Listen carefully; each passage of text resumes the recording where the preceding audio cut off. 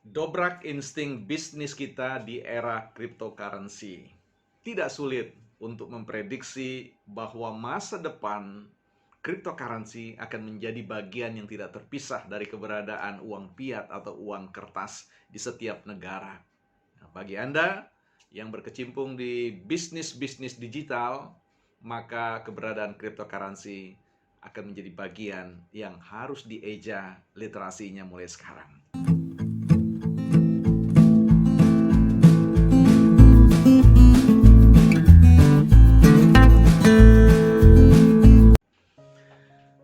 Ya, teman-teman, saya mau disclaimer dulu ya.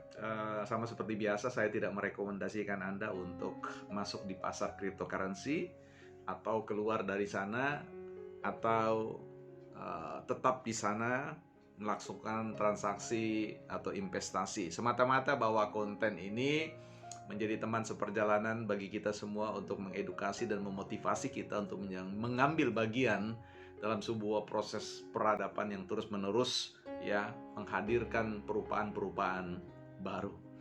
Ya, kali ini saya ingin membahas tentang hal yang penting sekali terkait dengan bahasa teknologi. Nah, di setiap ilmu, masing-masing ilmu memiliki istilahnya masing-masing, ya.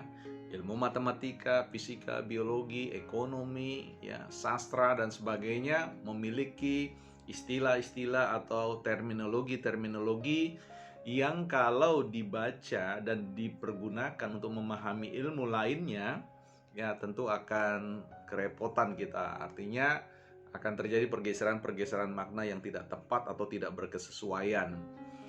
Dalam era bisnis atau transaksi investasi saham dan cryptocurrency, ya istilah ini juga atau bidang cakupan keilmuan ini memiliki istilah-istilah teknis yang kalau ya salah dimengerti akan membuat kita jadi kehilangan esensi, kehilangan pemahaman yang baik. Contoh dalam konteks saham dan cryptocurrency yang sangat kuat dipersepsi oleh masyarakat umum yang belum memasukinya dengan baik, ya sebagai sebuah arena perjudian, sebuah komoditas transaksi judi. Apalagi kalau kita menyebut tentang cryptocurrency, ya. Di tingkatan saham saja masih banyak masyarakat yang mayoritas memahami bahwa itu adalah dunia dunia judi, ya, dunia gambling. Apalagi kalau kita berbicara tentang cryptocurrency yang sifatnya digital, ya. Dunia maya, sebuah konsep yang sangat abstrak, ya, sulit untuk diturunkan, untuk dipahami dengan baik. Orang selalu menuntut bahwa kalau saham masih bisa dilihat, ada wujudnya, yaitu ada korporasi atau perusahaan. Sementara kalau bicara tentang cryptocurrency, wah, ini wujudnya apa dan sebagainya. Di episode-episode yang lain saya akan ajak teman-teman untuk membicarakan apa sih sebenarnya esensi, nilai intrinsik, ya, nilai fundamental dari keberadaan cryptocurrency ini yang sangat menurut saya masih sangat dangkal dipahami, masih sangat tipis dipahami, ya. Kita akan pelan-pelan memandu perjalanan bersama untuk memahami hal ini. Nah, salah satu contoh yang ingin saya hadirkan dalam perbincangan kita pada saat ini adalah berbicara tentang istilah-istilah teknis yang kemudian turut melemahkan atau mengaburkan esensi dasar dari cryptocurrency. Ketika kita berbicara tentang cryptocurrency, ya, transaksi atau trading dan investasi seputar cryptocurrency, sering sekali ada istilah yang mungkin kita akrab dengar, istilah bandar, ada cukong, ya, ada istilah pasang, ya, ada istilah koin dan sebagainya. Nah, istilah-istilah ini teman-teman merupakan istilah-istilah yang turut menyumbang, ya, pelemahan dari pemahaman yang jernih terkait dengan apa yang kita maksud dengan cryptocurrency dan seputar teknologi yang mendukung yang kita biasa akrab, yaitu teknologi blockchain.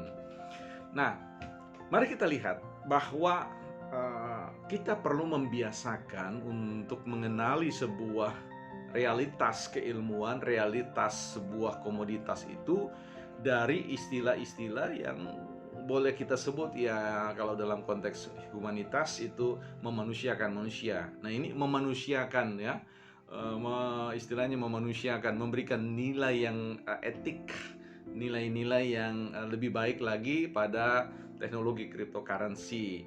Ya, seperti misalkan kalau kita berbicara tentang bandar ya, ada cukong ya, ada pemain-pemain besar dan sebagainya. Kita sebenarnya bisa menggantikan istilah-istilah ini, bandar, cukong ini, dalam bahasa yang sebenarnya berkeadilan ya. Yang saya maksudkan bahwa ketika kita berbicara tentang market stock atau pasar dari cryptocurrency ini, semua yang masuk di dalam, semua yang beraktivitas di dalam pasar tersebut sebenarnya dapat diistilahkan, dapat disebut dan dikenali dalam satu istilah yang sederhana, yaitu sebagai pelaku pasar. Nah, pelaku pasar di situ kita kenal sebagai pembeli dan penjual. Ya, sesederhana itu sebenarnya. Ya, jadi kalau kita berbicara tentang menempatkan posisi bandar, cukong ya, itu dalam bahasa yang seperti itu, maka aksentuasi atau penekanan terhadap bahwa cryptocurrency dan saham itu merupakan judi, ya pasti akan ke arah sana, karena istilah itu adalah istilah yang akrab dalam konteks perjudian. Nah, mari kita lihat bahwa dalam perspektif ilmu bandarmologi ya, ini pun sebenarnya sebaiknya kita tidak menyebut itu bandarmologi ya, ilmu pelaku pasar saja sebenarnya ya, itu lebih sedikit mudah untuk kita serap dan kita akrabi ya, kita jadikan keberadaan mereka sebagai bagian yang tidak terpisahkan dari sebuah ekosistem pasar. Nah, sekali lagi ketika kita berbicara tentang bandar, cukong ya, mereka ini adalah orang-orang yang kalau dalam istilah pasar itu adalah market maker ya, orang yang kemudian menggerakkan, orang yang mendinamiskan sebuah nilai dalam sebuah transaksi. Jadi orang menyebut itu sebagai pembentuk atau pembuat harga di sebuah pasar. Nah, kalau teman-teman memahami tentang keberadaan market maker ini, maka sebenarnya kita tidak akan melihat mereka sebagai seorang bandar, sebagai seorang cukong, sebagai seorang pemilik atau biasa disebut dengan paus yang memakan teri-teri atau peritel-peritel ya, atau orang-orang dengan modal-modal yang kecil. Setiap orang ya masuk dalam sebuah pasar itu sebenarnya sudah dibekali dengan sebuah pengetahuan yang sangat transparan bahwa kehadiran pemilik-pemilik modal besar itu automatically ya, secara otomatis akan memainkan peran yang namanya mendinamiskan turun naiknya sebuah harga komoditas yang diperjualbelikan. Jadi hal-hal seperti ini adalah hal-hal yang lumrah, hal-hal yang biasa. Jadi tidak perlu Anda resahkan ya. Nah, sebab ini kita berbicara ketika ya teman-teman melototi atau menatap monitor Anda, layar Anda, maka akan tampak yang namanya fenomena statistik ya, apakah itu grafik dalam bentuk batang dan line, garis, dan kemudian apa yang paling familiar itu adalah candlestick misalkan.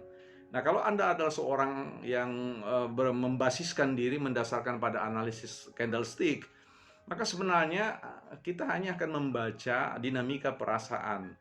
Atau boleh juga kalau Anda lebih sensitif, kita dapat melihat itu sebagai sebuah dinamika strategi ya. Bagaimana orang di pasar berjual, beraktivitas, membuat harga, menciptakan harga, bagaimana orang kemudian mengakumulasi atau mengumpulkan kripto-kripto itu, kemudian memberi ruang pada orang lain untuk berpartisipasi, dan kemudian terjadi apa yang disebut dengan distribusi atau proses menjual dan sebagainya. Itu adalah mekanisme yang sebenarnya akan berulang ya, satu mekanisme yang akan ada selalu dengan format dan fenomena yang sama ya. Jadi ini hal-hal yang sebenarnya lumrah. Kalau kita pergi ke pasar tradisional ya, aktivitasnya akan sama. Bahkan orang yang berjualan, jual tahu, jual ayam, Anda akan bisa kenali lokasinya di mana ya, dan seterusnya, kompetitornya siapa, sehingga Anda tahu kapan harus membeli, pada pagi hari, pada siang hari, atau ketika pasar mau ditutup dan sebagainya. Itu adalah suatu mekanisme yang mudah dialami ya, mudah diamati dan dimasuki. Jadi teman-teman, sekali lagi ketika kita berbicara tentang cryptocurrency, sebaiknya kita mendalami, ya, memperkaya wawasan kita dengan berangkat pada istilah dulu, ya.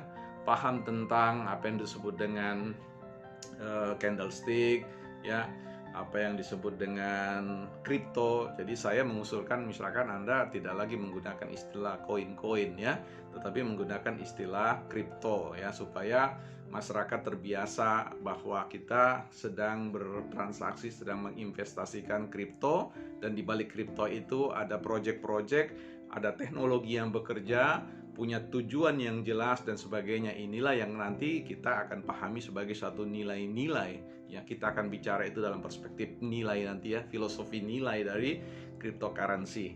Nah, sama juga ketika Anda berbicara tentang pasang, ya, jauh lebih baik Anda mengambil misalkan entry, ya, jadi masuk dan sebagainya, ya, begitu juga Anda keluar dan sebagainya.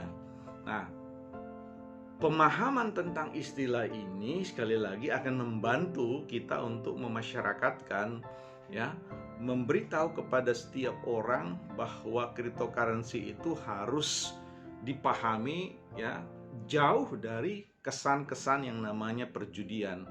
Bahwa dinamika perjudian itu ada di dalam, yaitu berbicara tentang karakter, bukan bicara tentang bendanya. Kalau misalkan kita bicarakan bahwa misalkan ekor kucing itu adalah kaki kucing, tentu kita tidak bisa mengatakan bahwa kaki kucing itu adalah 5, berjumlah 5, karena esensi atau hakikat dari ekor dan kaki itu adalah esensi yang berlawanan. Sama halnya dengan kripto, ya. Esensi dari cryptocurrency itu bukan esensi judi, ya. Sekalipun kita katakan dia judi, itu tidak judi. Kalau pendekatan yang pelaku pasar ambil itu adalah pendekatan judi, itu soal lain, ya, yang boleh kita katakan bahwa dia melekat atau mengambil bagian dalam proses itu. Itulah yang kemudian teman-teman akan menjadi soal besar dalam memahami perkembangan teknologi finansial, khususnya teknologi keuangan di era digital ini. Ya, jadi teman-teman, saya cukupkan dulu bahasan kita dalam konteks ini, yaitu segmen memahami cryptocurrency melalui pendekatan istilah-istilah teknis yang akan membantu teman-teman untuk melihat peluang positif dari cryptocurrency ini. Secara personal, saya adalah orang yang mendukung cryptocurrency dalam batasan-batasan tertentu. Kita jumpa di episode yang lain. Salam hebat dan salam trio.